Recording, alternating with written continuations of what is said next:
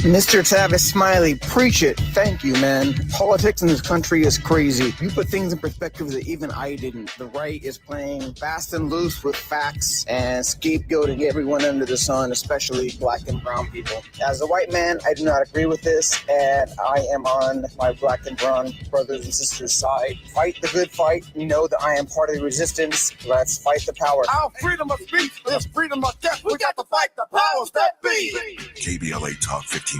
We've got your black. Shine, flies, no time to waste while it's passing you by. Shine, flies, be patient, 'cause good things happen in time. We gon' get it right, we gon' get it right, we gon' get it right. We gon' get it right. Protests and anthems, yes, we chanting. A movement of people, it's like we dancing to the ministry of. It's the energy of, in memory of them that we love. The trinity of the people, the peace, the power, the truth. We speak the powers even louder. We can say it blacker, we can say it prouder. A woman vice president that went to Howard. Now we talk helping black businesses, and our differences is magnificent. Bringing light to the point where the prisons is. I was so good like this where forgiveness lives. The ascension is to leave what's left behind and feed the seeds for G's that bless the mind, caress the mind, and question justify when you and God and time are best aligned. Shining, flies, no time to waste while it's passing you by. Shine, flies, be patient, 'cause good things happen in time. We gon' get it right, we gon' get it right. We gon' get it right. We gon' get it right. How can I be a better father, son, a better grandson, honoring Fannie Lou's and the Fred Hamptons, the Harriets, the chariots that carry us to various areas that marry us to progress. Yeah, we the harvest, the lovely days at midnight marauders, even through charges and days of darkness. No, we in the hands of the greatest artists. I see it in the waters, I see it in our daughters. They could be bridges that know no borders. For so long, them folk try to ignore us. We got the ballot boxes to vote for us. Peace to Stacey and the people of Georgia, who galvanize so that we can move forward. That's the order with the presence of mind. Everything's more beautiful in time. Shining, flies. You're listening to A More Perfect Union on KBLA Talk 1580. I'm Dr. Nii-Quartelai Quartey, your host and chief White House correspondent. I'm in touch, and so you be in touch. Follow me on all the social media platforms at Dr. Nii-Quartelai. Just type in Dr. Nii-Q, DRNIIQ, and there I am, fresh for you to follow. Also, be sure to download the KBLA app to listen to us live or on demand, or simply tell Alexa to play KBLA Talk 1580. And there we are for your listening pleasure. Last but not least, subscribe to A More Perfect Union podcast. That way you'll never, ever, ever miss an episode. Now, listen, I'm joining you fresh from Capitol Hill. Just did a briefing with a number of members of the Congressional Black Caucus. I'll be sure to share more about that briefing a little bit later in the show. But in our second hour, you don't want to miss my conversation with Dr. Ian Smith. He is talking about men's health, and he is promoting his new book. And I can't wait to share more about it. We're all on our fitness journey in one way or another. At least we're reminded of it. Well, Dr. Ian Smith's book, Eat Your Age, and Eat Your Age official recipe book are out. We're going to talk all about that. And then a little bit later, we're going to talk to a federal employee, a former federal employee at the Federal Emergency Management Agency, FEMA. He's going to give us the real scoop. There's an op-ed he published this week in the Chicago Tribune that you've got to know more about. And in this hour, we have a very special guest. But first, it's time for your national news roundup. It's time for you to decide the good, bad, and ugly headlines of the day. And kicking us off, the Supreme Court justices appear divided in birthright citizenship arguments. NPR is reporting that the U.S. Supreme Court seemed at least partially divided today as the justices heard more than 2 hours of arguments debating how the lower court should handle President Trump's executive order on birthright citizenship. Trump has long maintained that there is no such thing as birthright citizenship, but the Supreme Court has ruled otherwise. At least they did 127 years ago. The court said then and since then that the text of the 14th Amendment, enacted after the Civil War, says that all babies born in the United States are automatically U.S. citizens. Undaunted, Trump, on his first day in office, issued an executive order. And you know what that executive order said?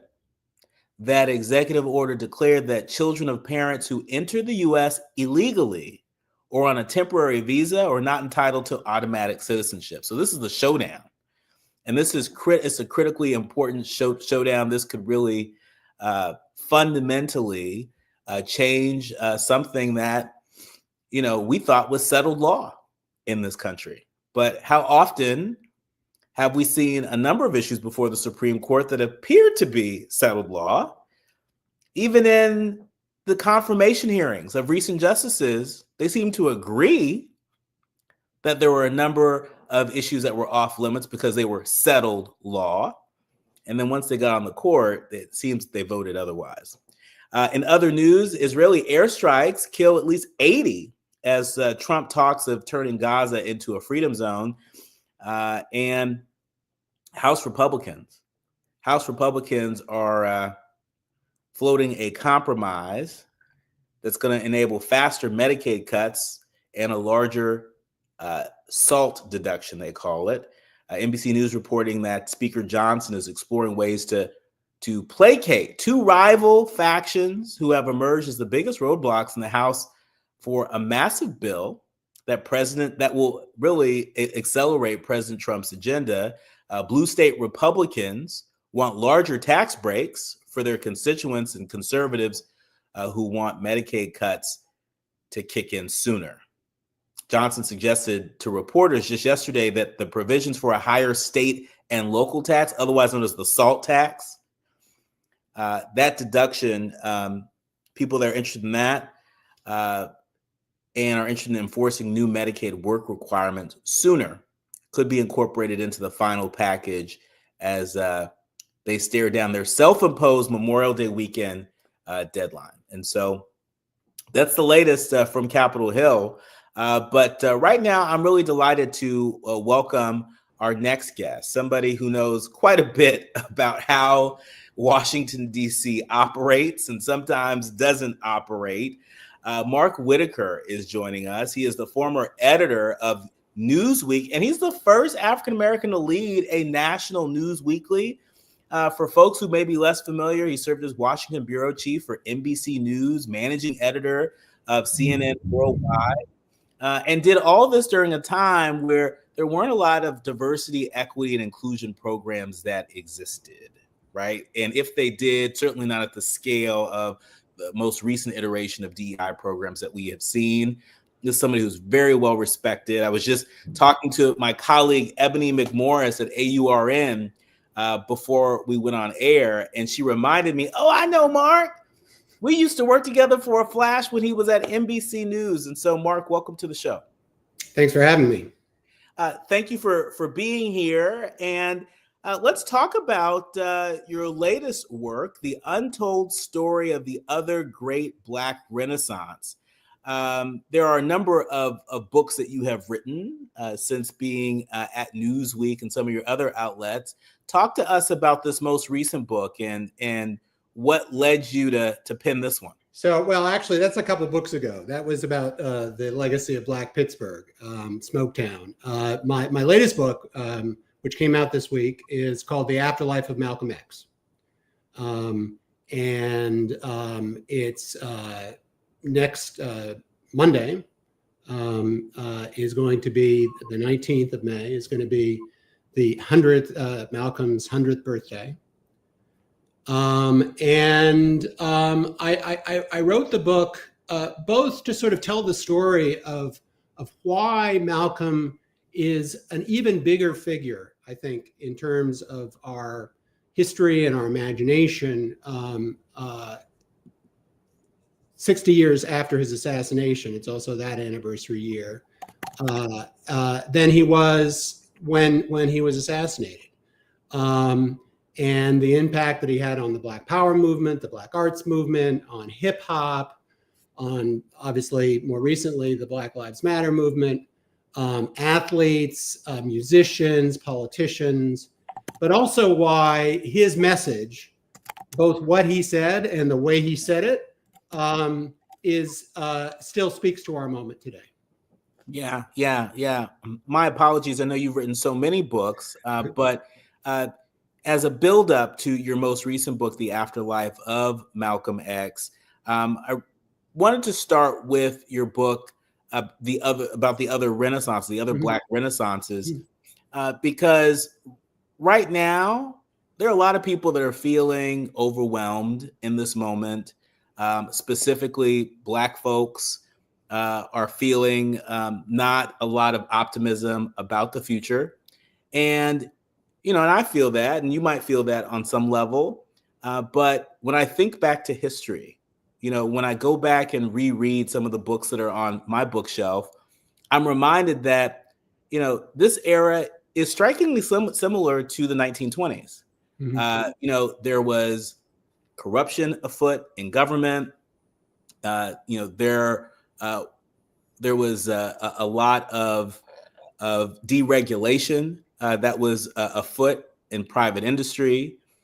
There was a lot going on. Obviously, the 20s ended with the Wall Street crash. But in the midst of that, there was a Harlem Renaissance.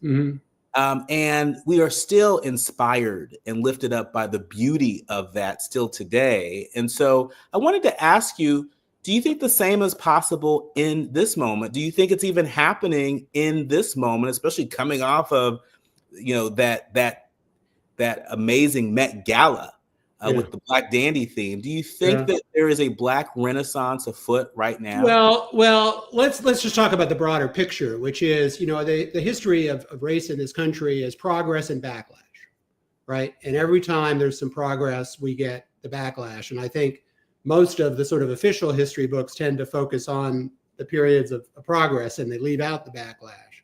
But we saw that after Reconstruction, after the Civil War.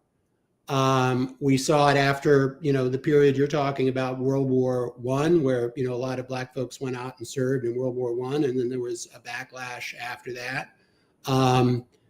You saw it after World War II. You saw it the period that I write about in Smoketown about Black Pittsburgh.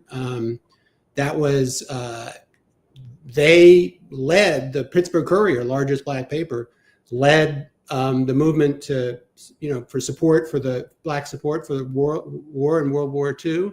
And all those vets who had served came back to, discrimination and lack of access to the GI Bill. So two things I would say is, one, we are definitely in another period of backlash after the first Black president, after the protests of Black Lives Matter in 2020. On a political level, but on a cultural level, I still think, in fact, I think the strongest elements of Black America now are in the cultural sphere, or at least the ones that I think are not, interestingly, under assault in the same way.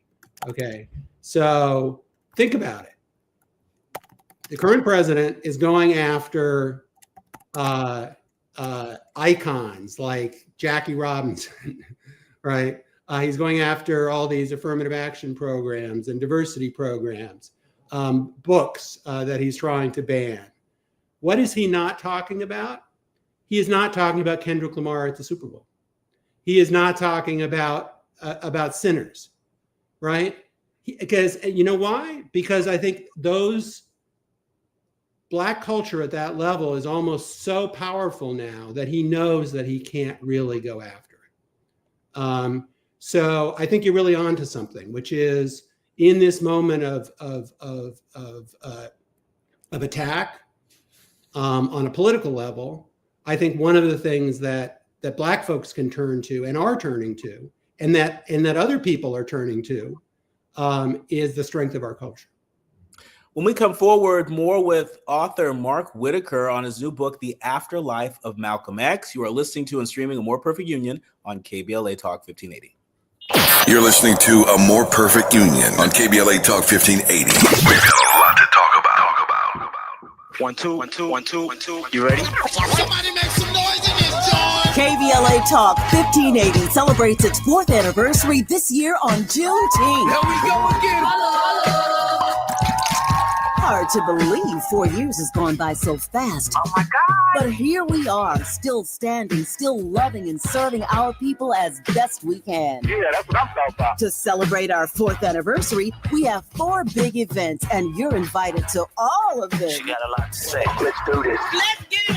On Wednesday, June 18th, we go live on C-SPAN for the 2nd consecutive year with our Climate Justice Plus Black Health Symposium. Tavis Smiley will moderate an all-star panel of thinkers and influencers as we continue our vitally important climate justice work. Hey, Tavis Smiley, talk about. On Thursday, June 19th, you're invited to join us as we celebrate Juneteenth and our 4th anniversary. There will be plenty of food, fun, great music, good vibes, and all of your favorite KBLA Talk 1580 hosts will be there. Yeah, man. With the beat. On Saturday, June 21st, there are 2 big events you're invited to attend. I can't wait to hear it. This year, KBLA Talk 1580 continues its annual partnership with the Empowerment Congress for a community celebration and dialogue to educate, engage, and empower. This year's theme is resilience in the face of chaos. Can't wait to see what's up next. Y'all ain't ready for this. And new this year is our State of Black Women in Los Angeles Symposium, moderated by Dominique DePrima, with a luncheon to follow. Dominique will be leading a dialogue with some of the most impactful Black women leaders in Los Angeles, and you're invited to join.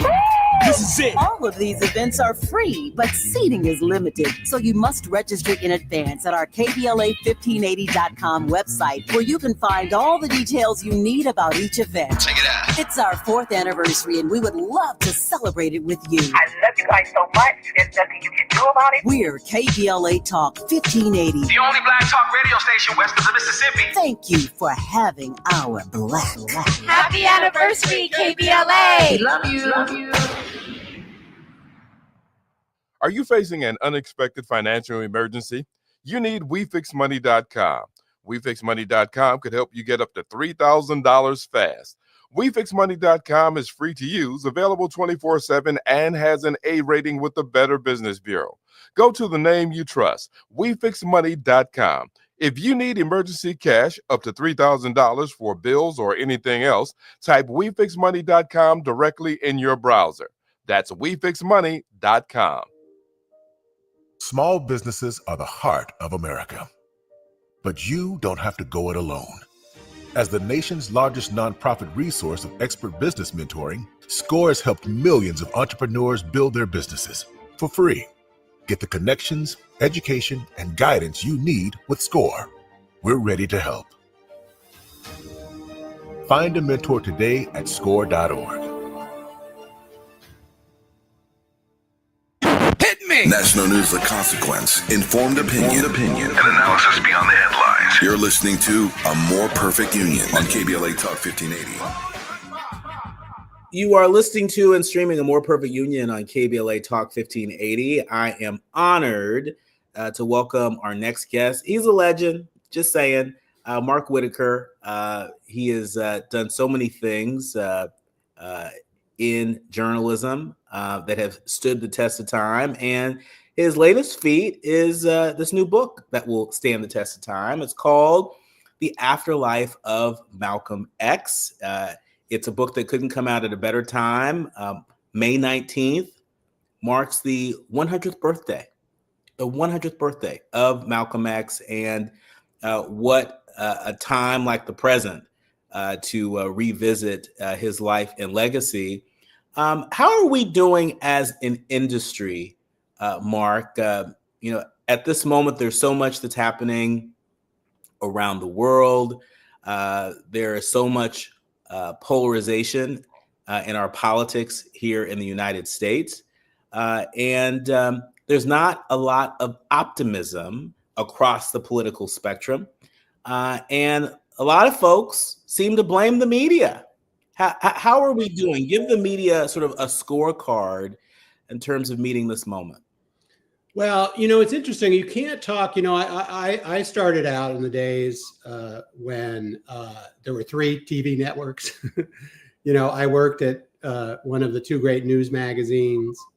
There were, a half dozen national newspapers and some very strong regional newspapers as well. But not that many in the final analysis. And today, the media is so fragmented. It's both polarized, as you said, but also fragmented. What discourages me right now, and I think this is relevant to Malcolm X and his message, because Malcolm, he was tough on racists, but he was also just as tough on people who purported to be allies, but were not there, in the clutch. What discourages me right now when you see the attacks on the media, right, is obviously they're upsetting. I think, they're political. The media has never been perfect, but I think a lot of the attacks on journalists as sort of the enemies of the people and so forth, I think there's a lot of bad faith behind that. What I find discouraging are the people in journalism, and particularly at the highest level, the ownership levels, who are retreating, who aren't even putting up a fight, and not just a political fight, but a fight for their independence. I was privileged to work in my days editing Newsweek and as a reporter and a writer before that for almost 30 years for the Graham family, the owners of the Washington Post, Katharine Graham, who under threat from Richard Nixon of taking away, she had newspapers and the news magazines. She also had television stations. And when the Washington Post, Bob Woodward and Carl Bernstein were looking into Watergate, the Nixon administration threatened Mrs. Graham with taking away her TV licenses. And, she stood firm. And, you do see a few news organizations at the national level and then also at the local level who are doing that. But I think what you see, sadly, are all too many news organizations that are retreating in the face of attack rather than putting up a fight.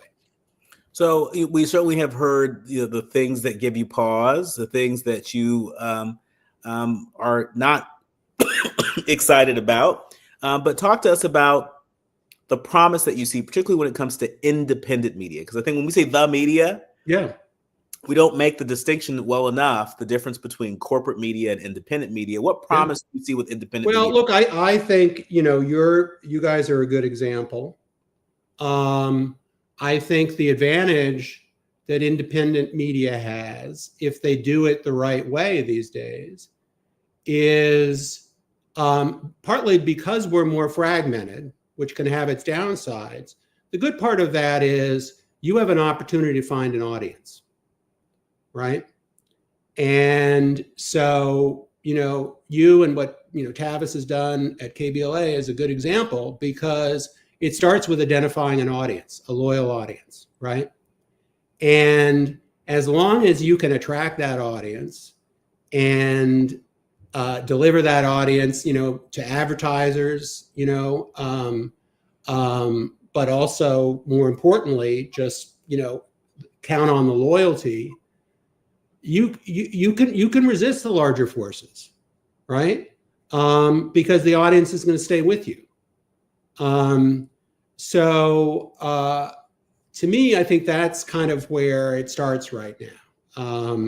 And that's, at a local level, if you're, focused on, a specific demographic in terms of your audience. But, I think it's true even at the national level. I think people are always quibble about the New York Times and its problems, and it's so big and it's so powerful that, you know, it's easy to do that. But I admire the fact that, you know, compared with some of the other big media organizations, and it's partly because they're family owned, they have remained very independent, I think, at least in terms of, you know, not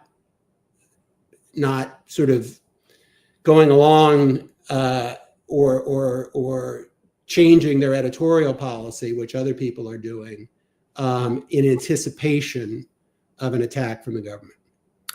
In our remaining minutes, Mark, I want to get a word from you in terms of what you hope journalists at large, but particularly the Black press, what they take from your work in the afterlife of Malcolm X. I want to encourage all of our leaders, learners, and listeners to go out and get it. I love the way that you've broken this book into 5 different parts that zero in on different eras of Malcolm X's life and our relationship to Malcolm X. I think that's absolutely brilliant. But what's the one thing in about a minute that you want journalists at large, particularly Black journalists, to take away from this story? So I think it's the way he communicated, right? Which is irrelevant to journalists, and he was completely unafraid in terms of what he said, but he talked in a way that people could understand, you know, that didn't sound like he was preaching from a pulpit, or, you know, he would talk to anybody. He could talk to people on the street. He could go into university campuses and talk. He could go on radio programs and TV programs with his critics and talk with them. He never lost his temper. And he turned, you know, John Carlos, the great sprinter who was part of that protest at the Mexico City Olympics with the fists in the air that everybody remembers. He grew up in Harlem and was following Malcolm X around when he was a kid. And he had this expression. He said, he grabbed hold of my frustrations and turned them into logic, right?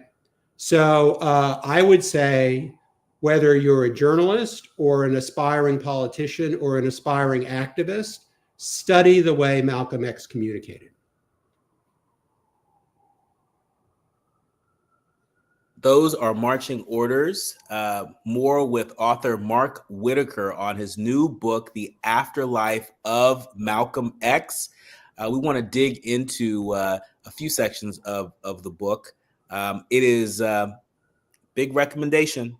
You know, treat yourself, don't cheat yourself, run, don't walk, to pick up what I'm calling a necessary read for a time such as this. You are listening to and streaming A More Perfect Union on KBLA Talk 1580. More with Mark when we come forward. The audience is listening. Thought-provoking, eye-opening, heart-rendering. This is where authentic voices meet powerful discussions on culture, community, and change. This is where Black voices matter. He's breaking boundaries, amplifying diverse perspectives, and tackling the issues that matter most to you. You're inside A More Perfect Union with Dr. Nii-Quartelai Quartey on KBLA Talk 1580. I'm Amber Payton with BIN News Now. It seems like I'm being evasive. Yeah. But I don't think people should be taking advice, medical advice from me. Robert F. Kennedy Jr., a health advisor to the president, refused to say if he'd vaccinate his kids for measles, saying people should not take medical advice from him. The CDC warns measles is dangerous and urges getting the vaccine, especially in Black communities facing lower vaccination rates and higher death rates. Carmelo Anthony, the Black Texas teen accused of fatally stabbing a student, will receive his diploma but cannot attend graduation events. He met all academic requirements, holding a 3.7 GPA. And a pregnant Black Georgia woman, Adriana Smith, was declared brain dead 90 days ago but remains on life support due to the state's abortion law. Now 21 weeks pregnant, doctors cannot remove life-saving devices since fetal cardiac activity is present. Get BIN News Now on demand 24/7 on the iHeartRadio app. Slowing in Santa Monica. This is the 10 eastbound, delays from 20th Street all the way to the 5 in Boyle Heights. in Agora Hills. That South 101 loads up away from Chesboro. You're on the brakes to the 170, 134 split and ahead in Hollywood from Sunset Boulevard into downtown Los Angeles. Pasadena 210 eastbound loading up at Mountain, delays to Azusa. More slowing ahead in Upland from Baseline to the 15. And the 15 northbound, well, delays overall begin out of Norco, leaving Hidden Valley Parkway and stretches all the way to the 210. Compassion sponsorship means food, healthcare, education, and more for a child in poverty. And there are thousands of kids who've been waiting over a year. End their wait. Sponsor a child with compassion today. Text the word radio to 83393. This is the KBLA Sports Minute with Ray Richardson. One game on the NBA playoff schedule tonight. Oklahoma City is at Denver for Game 6 in the Western Conference semifinals. It's a must-win game for Denver. OKC has a 3-2 lead. A win for OKC sends them into the conference finals against Minnesota. Magic Johnson made a $500,000 donation to Xavier University, an HBCU school located in New Orleans. Magic made the donation Wednesday night at Xavier's Centennial Gala. The fundraiser, hosted by actor-comedian Bill Bellamy, generated more than $2 million for Xavier. Sports broadcasting legend Brian Gumbo was the keynote speaker. R&B singer Jeffrey Osborne performed at the event. During the Lakers Showtime era, Osborne sang the national anthem for 20 consecutive Lakers home openers. Congratulations to the Texas Southern men's track and field team. They won the SWAC championship for the second straight year. No debates, no speculation, just the info you need. That's your KBLA Sports Minute. I'm Ray Richardson. More news, opinions, and conversation when we come forward on KBLA Talk 1580. At the tone, please record your message. You ready? Drop it!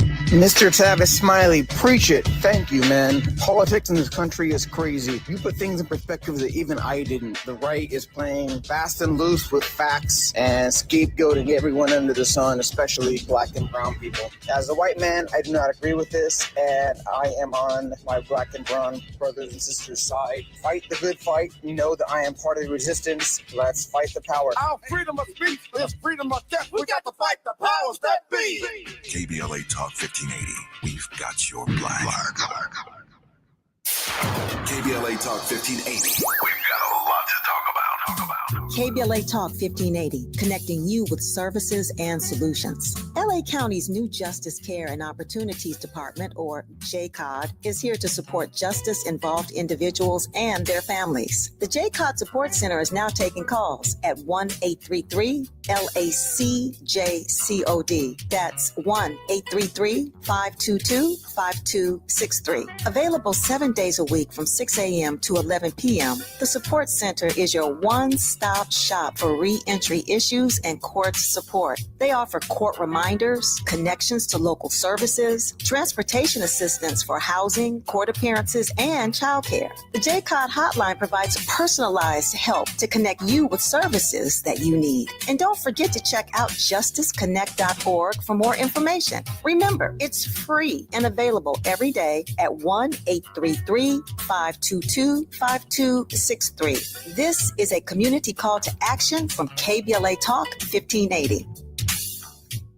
The Comedy Connection series featuring KBLA's Zoe Williams, the voice of reason, and the alpha male of comedy, Ray Grady. We're going to transform relationship disasters into stand-up material live at Inglewood's Miracle Theater on May 31st at 7 p.m. Pacific Standard Time. My clinical team will disclose all of your dating woes, while the alpha male of comedy, Ray Grady, has hand-selected supremely talented comedians to roast all of our tragic relationship choices. I dare you to bring your ex's phone number, because Ray, he's going to text it live, and the crowd will be sourcing emojis. Tickets are moving swiftly, so don't hesitate to grab yours at themiracleinglewood.com before I diagnose your dating history as a pre-existing condition. Now back to building a more perfect union on KBLA Talk 1580.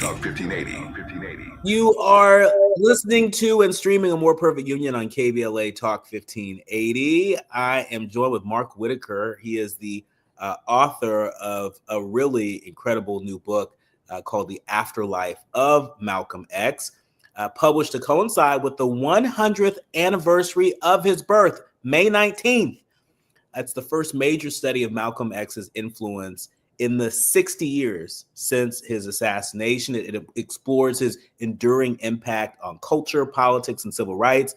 And there's a laundry list of folks who are featured in this book, people that were influenced by Malcolm X, including one of my personal favorites, Maya Angelou. Talk to us about how Malcolm X influenced the great Maya Angelou. So they met in Africa. So Malcolm X, had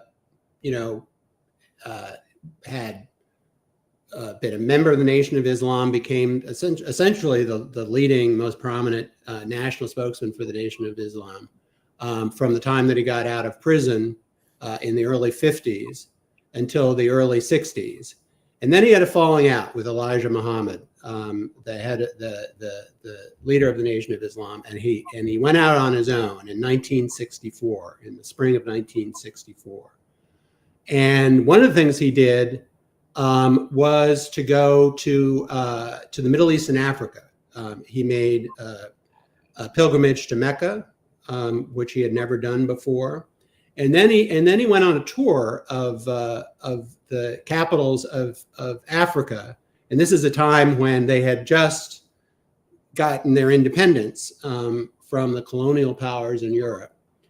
And one of the places that he visited was Ghana, which was run by the great Kwame Nkrumah at the time. And Maya Angelou was living there. And they became friendly. And she made plans. She helped chauffeur him around in her little, I think she had a Fiat. And she was there when Muhammad Ali also passed through, and he had been a protege of Malcolm's until they had a falling out, and Elijah Muhammad forced him to choose sides, and at least for the moment, Muhammad Ali went with Elijah Muhammad. And Maya Angelou was so taken with Malcolm that she was making plans to leave Ghana and move back to the United States and help him launch the organization he was trying to get off the ground, called the Organization of Afro-American Unity. And then he was assassinated. But had he not been assassinated, Maya Angelou, I think, she would have probably continued to be an artist and a poet and so forth, but I think she would have become probably a significant figure in that new organization. Wow. This book is chock full of stories like that. And, not just folks that were, of age during that time, but also young folks. You talk about Tupac Shakur being influenced by Malcolm X. Yeah. So you have this first period of influence, the Black arts movement, people like Maya Angelou, Black Power movement, athletes. Then in the 1980s, just at a time when people were sort of his influence and memory were starting to fade, he was rediscovered by a new generation of hip hop artists. Public Enemy, Chuck D, they sample Malcolm in a lot of their early big hits, Bring the Noise, Party for Your Right to Fight. And then Tupac, who himself, his mother was in the Black Panther Party and was a real activist. So in the Black Panther Party had been formed partly under the influence, both Huey Newton, Bobby Seale, and Eldridge Cleaver all considered Malcolm a hero. And Tupac, comes along, and in some of his early hits, he's talking about Malcolm, he's sampling Malcolm. There's a speech that he gave that you can still see on YouTube, where he addressed, there was an organization called the Message from the Grassroots Organization, which was one of his great speeches that had been formed by that older generation of people influenced by Malcolm. And they invited Tupac to speak. And he showed up and he said, look, you know, our generation has, you know, Malcolm has a credibility with our generation, partly because of where he came from, that he came from the streets, you know, and then he wasn't giving up on people in the streets. Mm-hmm. You know, his phrase was raising the dead, you know, and that was even in his phase of, you know, being when he was involved with the Nation of Islam, as controversial as it was, they had an unbelievable success record in going in and reforming people who had, you know, were lost to crime, to drugs, helping them clean themselves up, find some purpose in their life. And that's something that Malcolm always stood for. You know, he was always like, before Black folks have to figure out like who they're going to vote for, what causes, you know, what policies they're going to embrace, they have to love themselves first, right? They have to get their minds right.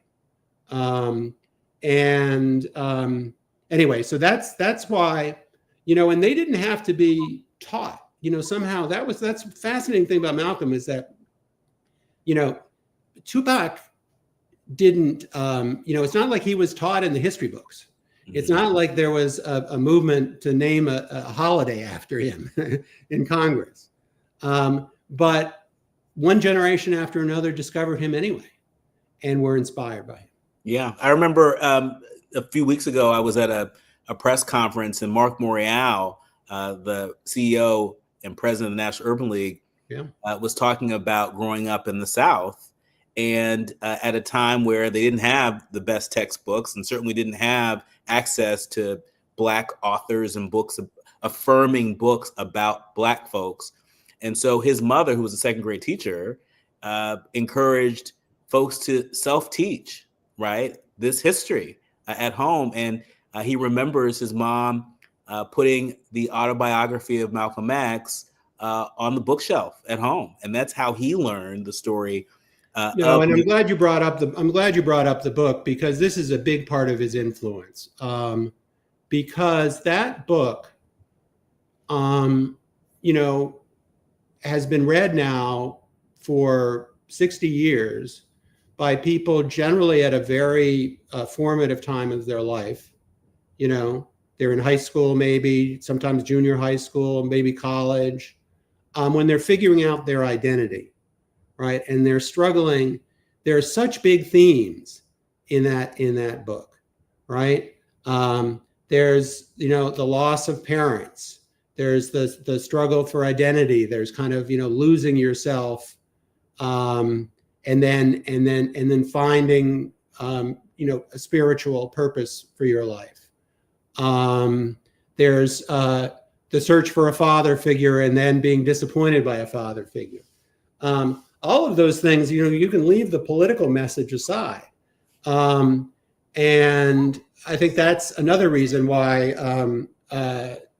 You know, I think Malcolm's has been so meaningful to so many people over the years. You know, and then they, you know, because you feel like you know him, you know, and when you read that book.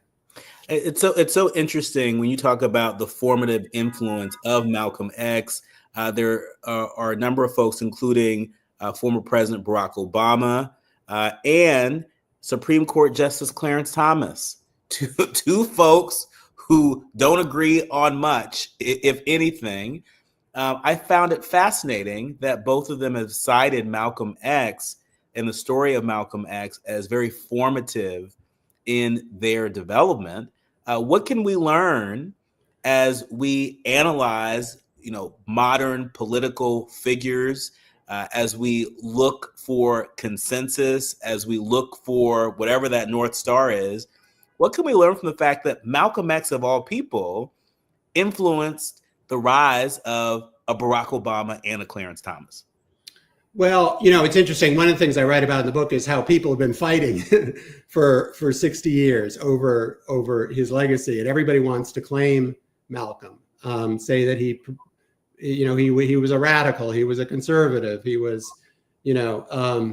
but I think the reason he speaks to people across the political spectrum is that, again, before you talk about politics, he stood for self-respect, right? And that's what Barack Obama talks about. He says, I was a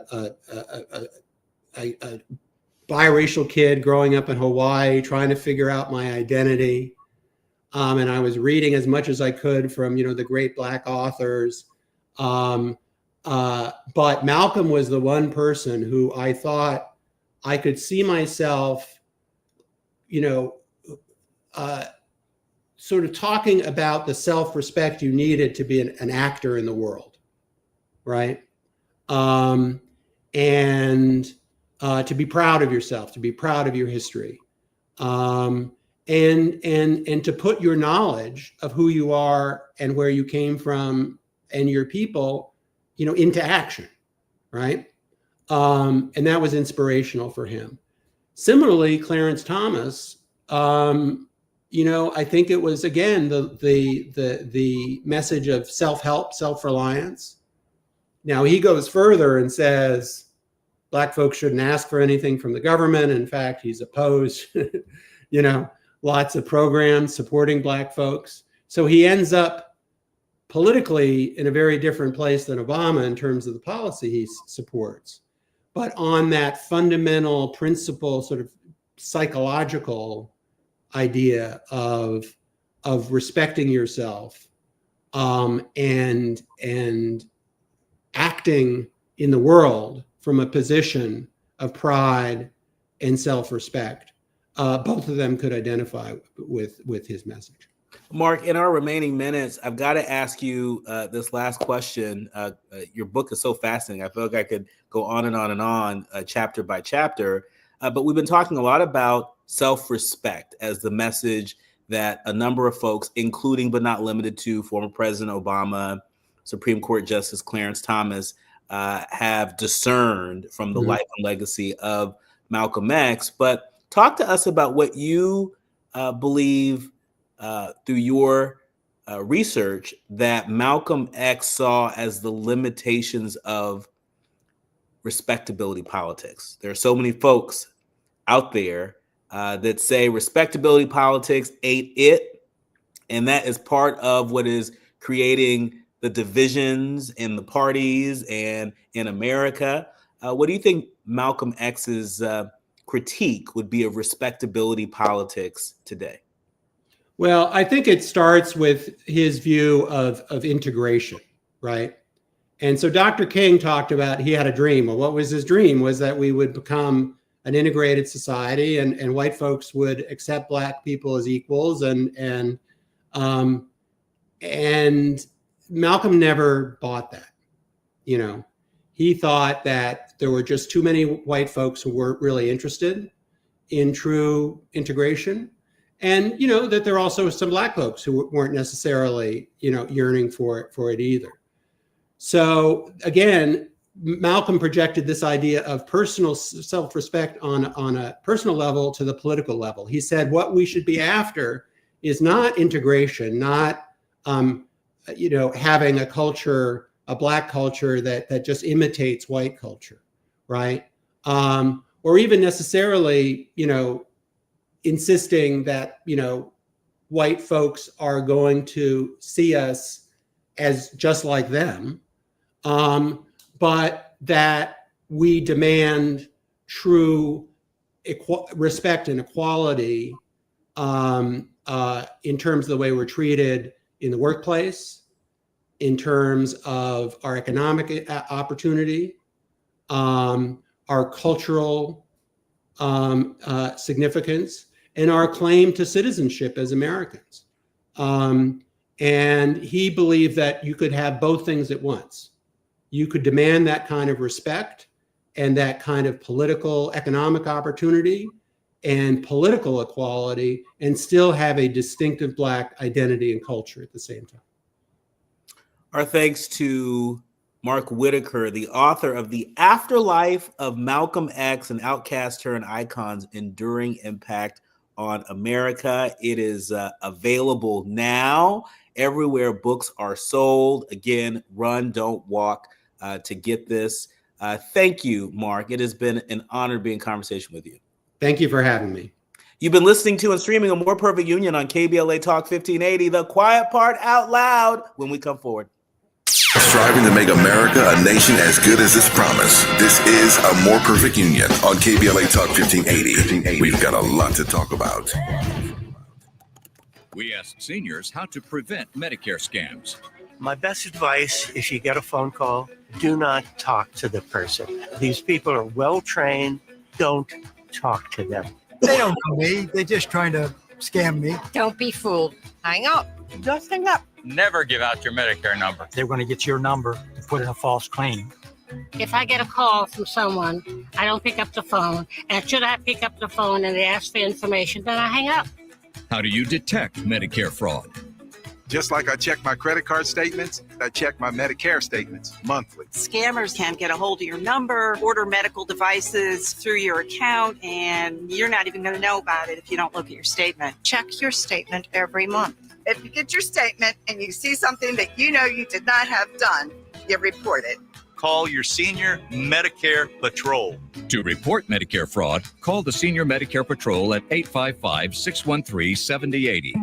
At Providence, health equity is the foundation of our community health initiatives, ensuring care reaches those who need it most. Heart disease is the leading cause of death in America. African Americans face a higher risk of life-threatening issues like hypertension, the number one cause of stroke. 55% of Black adults have high blood pressure. The good news is 80% of heart disease is preventable with healthy lifestyle changes and patient-centered care provided by the Providence Heart and Vascular Institute. From routine screenings to advanced procedures, Providence provides comprehensive care for the heart conditions that overly impact our community by ensuring patients receive treatments tailored to their needs. Let's stop the trend of being 30% more likely to die from heart-related problems. Take charge of your heart health with world-class cardiologists who deliver the compassionate care you deserve. Visit providence.org/SoCalHeart. That's providence.org/SoCalHeart to request an appointment. KBLA Talk 1580. We've got a lot to talk about. KBLA Talk 1580, connecting you with services and solutions. If you need help getting your resume in order, finding job training, or landing a job, we've got 3 great options for you. First, the City of Los Angeles has WorkSource centers across the area offering free job support. The California Workforce Development Board can help you with everything from GED prep to vocational training at no cost to you. On the federal level, the Department of Labor's American Job Centers offer a full range of services for job seekers and businesses alike. Visit careeronestop.org, or for more info, just call California's Help Center or visit cwdb.ca.gov or call 916-657-1440. For the City of Los Angeles programs, go to ewdd.lacity.gov or call 213-744-7300. All these services are free to help you get your next job. This is a community call to action from KBLA Talk 1580. We face tragedy, but we don't fall into despair. We continue our work to build a more perfect union. You've been listening to and streaming A More Perfect Union on KBLA Talk 1580. I'm Dr. Nii-Quartelai Quartey, and it's time for the quiet part out loud. If you were tuning in yesterday, you heard me say this. Don't just listen to what they say, watch what they do. And in that spirit, look at what Elon Musk is doing to people he said he would do right by. The Hill is reporting that voters were promised $100 by the Musk PAC, and they say they weren't paid. A second-class action suit was filed against Elon Musk's America PAC, alleging that the group hasn't paid voters what they were promised for signing petitions during President Trump's 2024 campaign. Y'all remember that? 3 plaintiffs, count them, 1, 2, 3 plaintiffs from Pennsylvania, Nevada, and Georgia filed the lawsuit last week on behalf of anyone who's in the same situation, accusing the super PAC of not paying them in full for their signatures or for referring other voters to sign. The petition declared support for the First and Second Amendments to the Constitution. Musk and the group originally offered signatories and those who referred others to sign $47 for their signature, and each person they refer before raising the amount to $100. The offer was just for those living in battleground states during the presidential election, but the plaintiffs allege that they weren't paid the promised amount for signing or referring other registered voters to sign. The complaint states that one plaintiff, Stephen Reed, worked as a canvasser for America PAC in Michigan and Georgia and referred many voters to sign, but hasn't received the reward despite multiple attempts to collect. Are we surprised? Are we? They said they were going to take care of working class voters. But all we seem to be talking about is this $400 million jumbo jet gift from the Qatari government. All they seem to be working for on Capitol Hill, the House Republicans, is a tax break that is unseen and unheard in support of our nation's billionaires who don't need it. At the expense of who? Working class people and the poor. People who rely on Medicaid, Medicare, Social Security, all those critical lifelines. And so if the canvassers, if the folks that signed these petitions during the campaign, if they were promised $100 and they ain't got their money, what about your money? What about the benefits you've already paid into? Don't just listen to what they say. Watch what they do. You're listening to A More Perfect Union on KBLA Talk 1580. In our next hour, you don't want to miss my conversation with Dr. Ian Smith, plus a little bit later, a federal worker formerly with FEMA. Yeah, he wrote an op-ed published in the Chicago Tribune that's raising a lot of eyebrows. More when we come forward right here on KBLA Talk 1580. KBLA 1580 Santa Monica. I'm Amber Payton with BIN News Now. Minnesota leaders are preparing for possible unrest if President Trump pardons Derek Chauvin for George Floyd's death. Officials, including the governor and National Guard, have been briefed, though no pardon is confirmed. Chauvin is serving over 20 years in a Texas federal prison. Rapper Tory Lanez lawyers say new evidence points to Kelsey Harris as the shooter in Megan Thee Stallion's 2020 case. A bodyguard allegedly claims Harris confessed. Megan's lawyer says Lanez was already convicted and the case